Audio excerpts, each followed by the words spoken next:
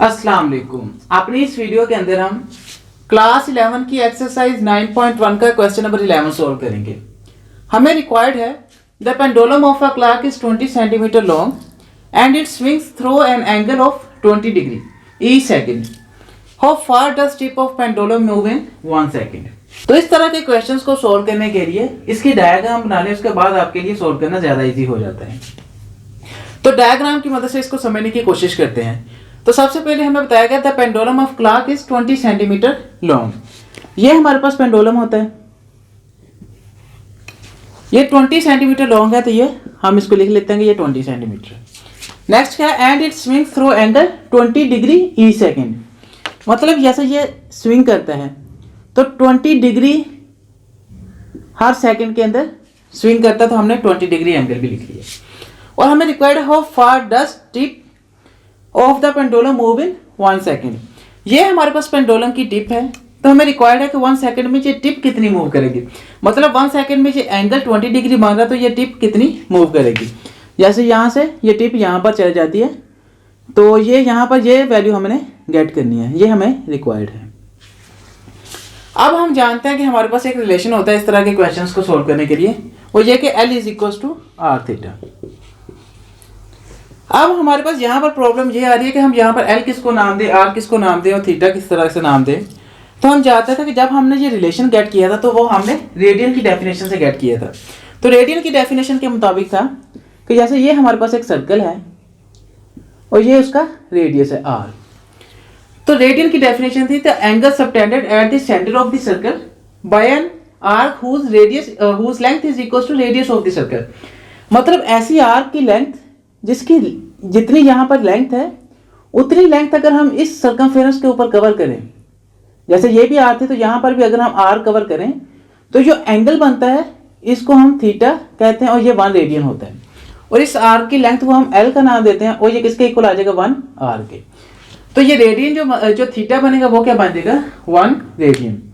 दोबारा समझें कि ये जो हमारे पास जितनी रेडियस है, अगर उतना रेडियस की जो लेंथ है इतनी हम इस सर्कमफेरेंस के ऊपर कवर करें 1 आर जिसको हमने कहा, तो जो एंगल बनेगा सेंटर पे उसको हम 1 रेडियन कहेंगे और ये एल हम इसको नाम देते तो ये 1 आर के इक्वल आ गया। तो मतलब जो सर्कमफेरेंस के ऊपर हम डिस्टेंस कवर करते हैं उसको हम एल बोलते हैं और उसके अलावा ये जो हमारे पास लेंथ होती है उसको हम आर बोलते हैं यहाँ पर, और इनके दरमियान में जो एंगल बनता है उसको थीटा बोलते हैं। तो इसी को अगर हम यहाँ पर देखें तो ये हमारे पास सर्कमफेरेंस है।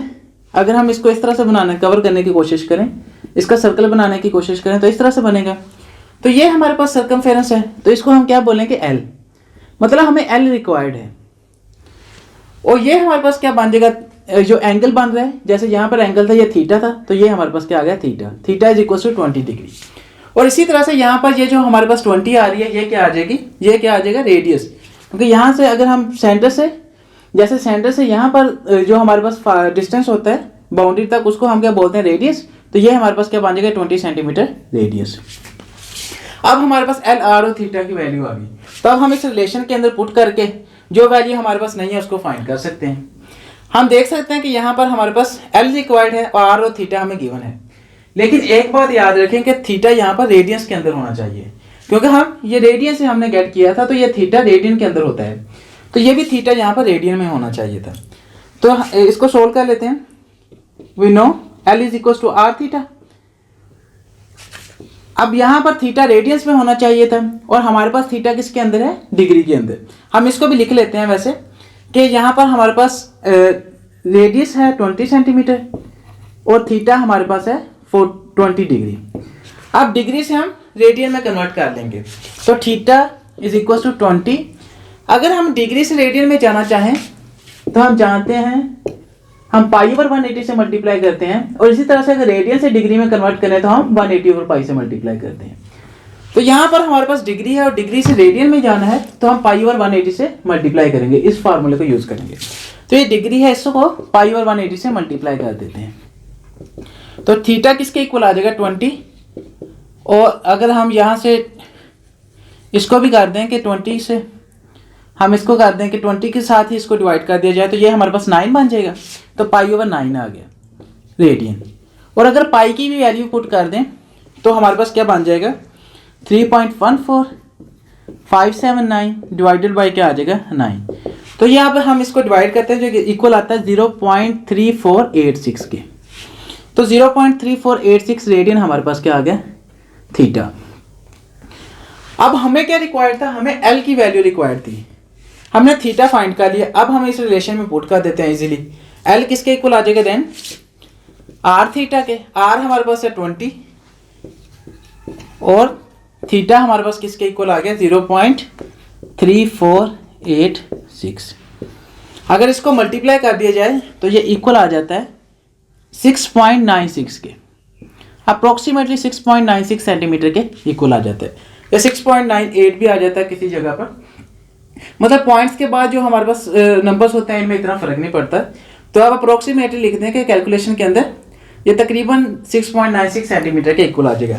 तो इस तरह से हमने एल की वैल्यू फाइंड कर ली। तो देखने को ये क्वेश्चन काफ़ी ज़्यादा मुश्किल लग रहा था देखने को, लेकिन जब हमने डायग्राम बनाने के बाद इसको सोल्व करने की कोशिश की तो ये बहुत ही आसान बन गया। सिर्फ हमें एल आर और थीटा की वैल्यू को समझना था कि वो कौन सी भाग गई है। उसके बाद हमने सिंपली पिछले क्वेश्चन की तरह इसको सोल्व कर लिया। आई होप ये वीडियो आपके लिए काफ़ी ज़्यादा बेनिफिशियल होगी। अगर आपको ये वीडियो पसंद आई हो तो इस वीडियो को लास्ट में लाइक कीजिएगा और हमारे चैनल को लास्ट में सब्सक्राइब कीजिएगा।